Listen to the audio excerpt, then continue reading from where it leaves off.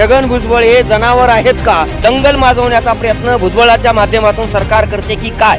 कारण हा महाराष्ट्र काय भुजबळाच्या बापाने उभा नाही केला, हा महाराष्ट्र आम्ही मराठ्यांनी उभा केलेला आहे. की महाराष्ट्रातला 7-12 काय तुमच्या बापाचा आहे काय? होय, भुजबळ सांगतोय तो आमच्याच बापाचा आहे, आम्ही जाहीररित्या सांगतो आहे. अरे तुम्ही जे उपभोक्ता आरक्षण ते सुद्धा आमच्या मराठा छत्रपतीनं दिलेलं आहे. आणि म्हणून अशा प्रस्थापित मराठ्यांचा आणि आमचा काडीचाही संबंध नाही. की महाराष्ट्रातलं सरकार हे माणसाचं असावं आणि माणसासाठी चालावं. माझं म्हणणं असं आहे, आम्हाला डार्विनचा सिद्धांत असं सांगतो की माणसाला एकेकाळी शेपटी होती, शेपटीचा वापर कमी झाला म्हणून शेपटी गळून पडली.